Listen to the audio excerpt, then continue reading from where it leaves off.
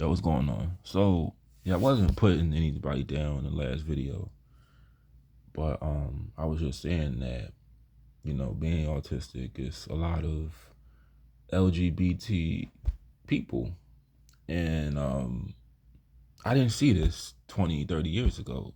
Well, not like I was around. Well, you know what? I was around. What the fuck are you talking about? I was around 20, 30 years ago.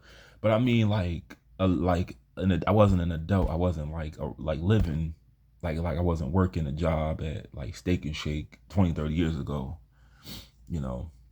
Because then if that was the case, I would be 60 years old now.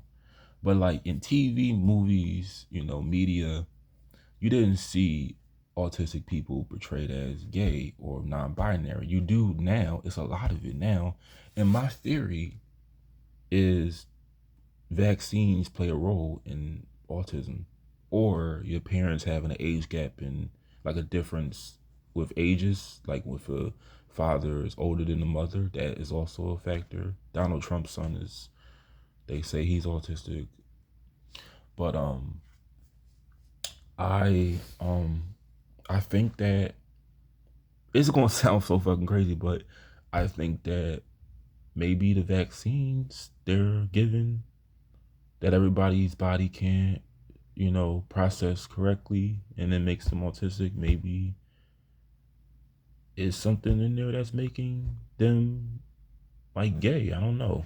Cause like I said, why wasn't this so why didn't you see such a surge of it 30 years ago? Cause I it's like it was unheard of to see like gay and trans autistic people. I just didn't see it like 30 years ago. But like I see a lot of it now. Wikipedia even has an article called LGBT autistic people. And then it's like I'm not criticizing anybody. I'm just saying, I'm just trying to question why though. What, like, how is this happening? Because I'm gonna tell you this too. When I when I was becoming sexually active, right? I told you I knew it was something different about me when I had a hard time staying up during so I'll put it like this, and this is why I'm gonna just put it like this. My first sexual encounter, right? I'm not gonna say who it was with, but I enjoyed it a lot, right? It wasn't with a woman, but I enjoyed it a lot, right? And I was so guilty of that because how I was raised that I the next day, I'm trying to think, this is 2015. Yeah, the next day or maybe the next week, I arranged to sleep with a woman because I just felt so disgusted with with what I did. And the thing was, the person I did it with, you know, actually liked me. But like I said, I was very ashamed of what it was I did. But it was just like, why was I so comfortable with doing this when like I just didn't understand that. Like I didn't understand why is it that I'm more comfortable around people with the same genitalia as me, but I'm not comfortable around people that have different genitalia. And I could never, I still don't really understand it at all. I can't really, I can explain it only to like a certain, um, you know, like I can't explain it at all. I really don't know. But I told you it's the level of comfort a lot of people have. Because like I said, my very first sexual encounter I enjoyed, but I felt guilty about it. And you know, I just I just feel like with autism, we just We just do what we feel makes us comfortable. If um if getting if going through gender reassignment surgery is what makes you feel more comfortable, makes you feel normal, makes you feel if that's what your brain tells you, because you go by what your brain tells you, what is more acceptable for you not to feel awkward, that's what we're going to do. See, I don't have problems with like gender. I don't have problems with you know not having a gender, like being like genderless. I don't have that problem. It's more of just now, at least, it's just sex, like like I said, I'm not I will never just sleep with anybody, like I can't do it, for one. And another thing is too, the fact that I'm getting older, I'm seeking more for relationships, because at a certain age, people want to admit it or not, I just don't think that men have that appeal that women do, where we can just hope for the best with like people liking us. I just feel that the older you get, the less appealing you are, because I'm going to get fat probably one day. My hair is going to get gray. My hair is going to fall out of my fucking head.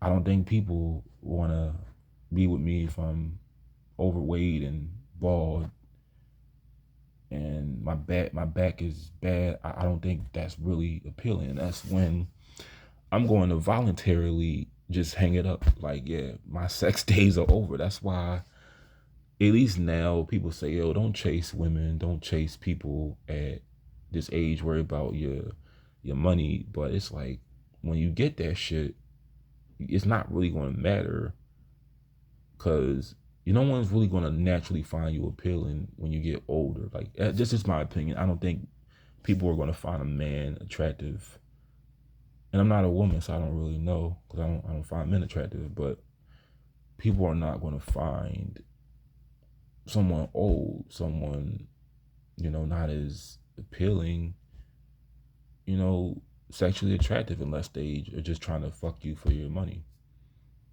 But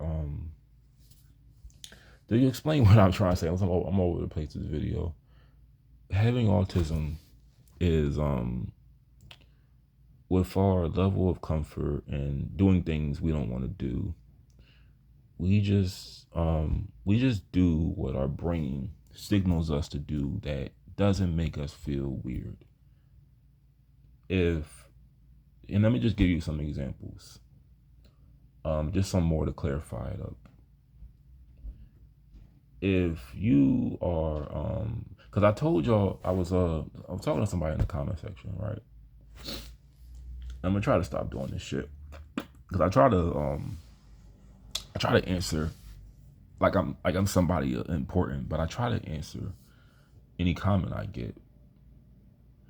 And one thing about autistic people is we don't like to what is the word, intentionally, consciously offend people, because it also brings back a sense of awkwardness too.